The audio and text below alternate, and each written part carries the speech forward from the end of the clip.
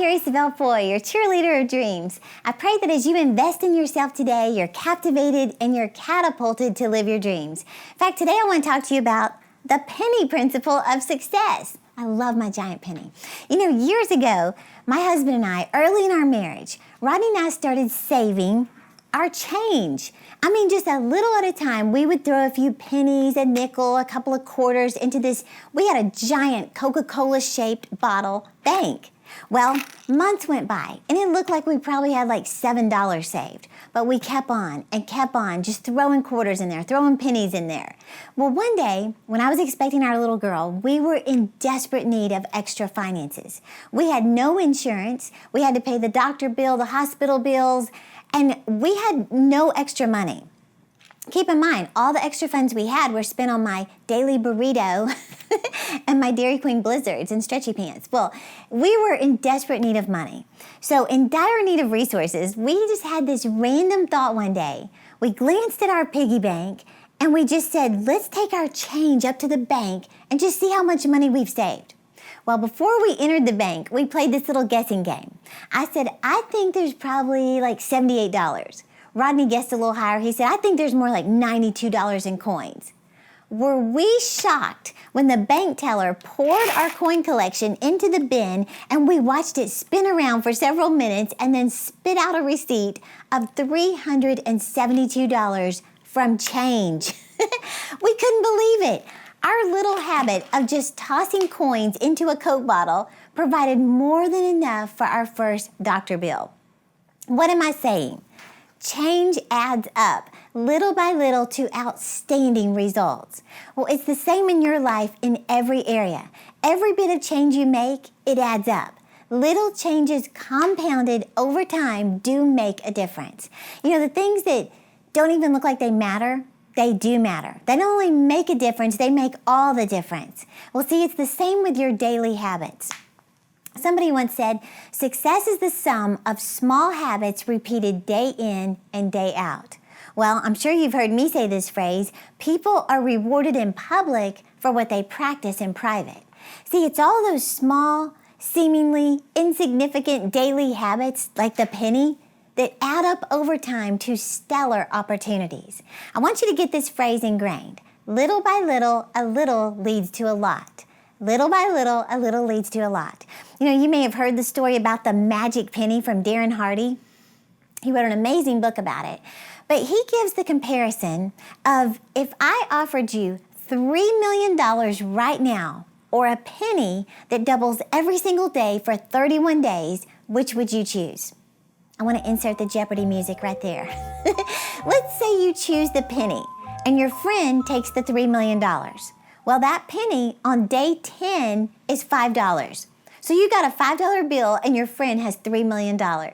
On day 20, your friend has $3 million and you have $5,000. They're probably saying, sucker. By day 29, Penny Lane is finally at $2.9 million. And your friend has $3 million. They're still ahead of you. It isn't until day 30 that you pull ahead with $5.3 million. And then by day 31, the very last day, you blow them out of the water, ending up with $10,737,418.24. The doubling penny is worth over $10.7 million to their $3 million. That's the magic of staying with something as it compounds over time. Think about that. Just like that penny, when you form good habits, little by little, day after day, they compound. For example, just starting a habit of reading. And yeah, this is my latest book. But you know, I share in here how I started a habit of reading. I mean, forcing myself to read because I hated to read. Well, I recently heard a story about a guy named Bob who never had a good job. He said he did just enough not to get fired, yet he still got fired. And he said one day he met a very wealthy, successful man named Ray who asked him, he said, why don't you change the way you're living? Bob said it never occurred to him that he could or that he should. He said, I just never gave any thought to it. Now, this was back in the 1960s. Bob was making $4,000 a year, and he said he owed $6,000 in debt. He said, if I just worked 18 months straight and paid only my debt, I would break even. Well, he wasn't happy, he was miserable, and here this wealthy man said, change your results. He said, how? Then he asked, do you read anything? Bob said, no, I can't read. He said, I could read, I just didn't read. Ray said, what you're doing is not working. What I'm doing is working. Start reading every day. So Bob tried it. He said, I got nothing to lose. So he got Bob to commit to reading every day. Now, he was 26 years old at the time, and he said he hadn't read since school. Well, his entire life changed. He began to learn things like you've got to decide what you want. He said he'd never thought that way. He would just wake up wanting to get through the day. To think that you could sit down, grab a pen, and really write down what you want and then get it was the furthest thing from his mind. Well, Bob said he wanted $25,000, which was so far out of reach. He didn't know anybody even making that much money. Well, Bob didn't believe it, but Ray spoke with such conviction that it made him a believer. Well, he carried his goal in his pocket, and he started thinking of earning money for the first time in his life. He said he heard someone say, there's good money in cleaning floors.